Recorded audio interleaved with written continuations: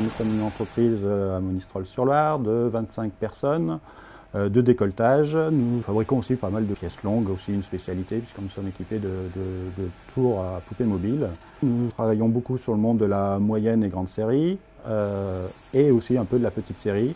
Donc série, on va dire, d'une centaine de pièces jusqu'à 500, 5000 et grande série supérieure à 30 000 pièces. Je suis quand même dans le monde du décolletage, donc logiquement mon personnel s'occupe d'au moins 2-3 machines minimum.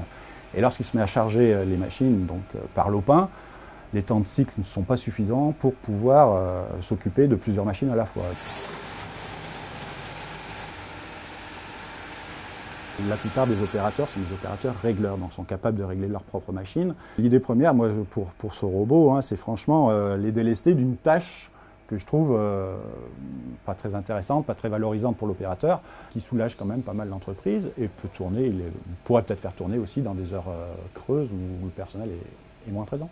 C'est-à-dire que le robot va être devant une machine, l'opérateur, le technicien l'aura réglé, aura pris le temps de la régler et pendant qu'il pourra régler notre machine, surveiller notre machine, celle-ci fera son petit travail tranquille voilà, devant cette machine. Au sein de notre atelier, on a plusieurs machines à commande numérique, on a des tours multibroches. Sur ce secteur-là, on essaie que les techniciens aient un peu de polyvalence. C'est d'avoir un secteur d'activité avec plusieurs personnes dessus. Pas d'attitrer une personne, une machine, comme on peut le trouver dans le tournage traditionnel. Le robot fait partie de cette idée puisque lui il donne un petit peu de potentiel, de liberté un petit peu au technicien. C'est-à-dire que le technicien l'a réglé. Pendant ce temps, il peut aller se permettre de régler une autre machine à côté. Pendant ce temps, le robot, lui, continue la productivité, quoi. C'est un opérateur qui fait ça manuellement. Il prend la pièce, fini, il met une pièce brute, il relance sa machine. À la place que l'opérateur soit toujours sur la machine à mettre les lopins à la main, le robot fait le boulot à sa place et l'opérateur est plus libre. Mon opérateur est un opérateur, on va dire, niveau bac, grosso modo. C'est travailler sur commande numérique. Et à partir de là, on lui a expliqué les différentes manipulations à faire sur l'écran tactile et il s'en est sorti relativement bien, quoi. Après, travailler sur de la robotique, c'est autre chose que de la machine.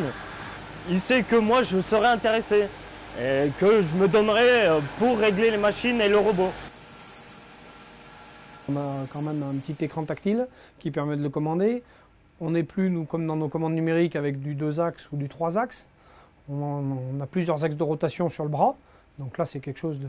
On a du 3D, quoi. C'est tout l'intérêt de cette cellule flexible. Si jamais on avait une production qui pourrait prendre un robot, je n'aurais pas appelé le CETIM, j'aurais appelé un intégrateur directement, je lui aurais dit, voilà, j'ai cette application à mettre en place, mettons un robot derrière. Ce n'est pas le cas.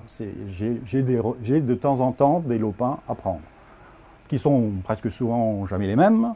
Ce qui fait que derrière, il faut que le robot, sans pour autant avoir un billet de 5000 à mettre chaque fois pour l'outillage ou n'importe quoi, pour pouvoir prendre la pièce, qu'il soit tout de suite modulable, rapidement modulable, parce que c'est pareil, on est en petite et moyenne série. Donc si on se retrouve avec un robot où il faut 3 jours pour le régler alors qu'on a 500 pièces à faire, là l'opérateur va me dire c'est trop long, on peut rien faire avec ça. Si on peut le modifier rapidement, on a fait des essais, grosso modo il met 1 heure actuellement l'opérateur, quand il sera bien plus au fait du réglage, en une demi-heure, 20 minutes, une demi-heure, il va y arriver, quoi. Et la dernière fois, quand on a mis nos lopins en place, on s'est trouvé, fort malheureusement, avec notre production actuelle, c'est qu'on s'est trouvé avec plein de petites séries. Pendant ce temps, le robot lui a fait son travail. En fait, exprès, j'avais une personne qui me manquait en même temps, donc le robot lui a fait la tâche que l'opérateur n'aurait pas pu faire tout seul, quoi. S'il avait eu toutes les machines à la fois, il n'aurait pas pu mener sa machine qui était menée elle par le robot et régler les 2 autres machines qui avaient des petites séries en même temps. Donc dans un sens, ça m'a plus qu'épaulé sur la production. C'est toujours très très délicat pour des petites entreprises comme nous, je pense, d'investir directement sur des choses, de dire tiens, on va se servir de bureau d'études pour des choses comme ça. Si on n'a pas des centres techniques comme le CETIM un petit peu qui nous épaulent là-dessus, c'est très très compliqué, c'est très onéreux. C'est très compliqué et en plus eux ils ont sûrement plus de pouvoir que nous et plus de connaissances que nous pour regrouper on va dire le côté modulaire de cet appareil et peut-être le positionner dans différentes entreprises autres que le décolletage. Le fait d'avoir amené le robot nous permet de l'utiliser sur différentes applications.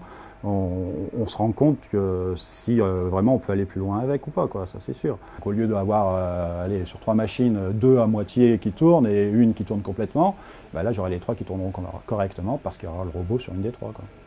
Mais c'est vrai que je pense que j'irai jusqu'au bout avec la possibilité d'investir sur ce robot et en allant sur d'autres machines de par la suite. Oui.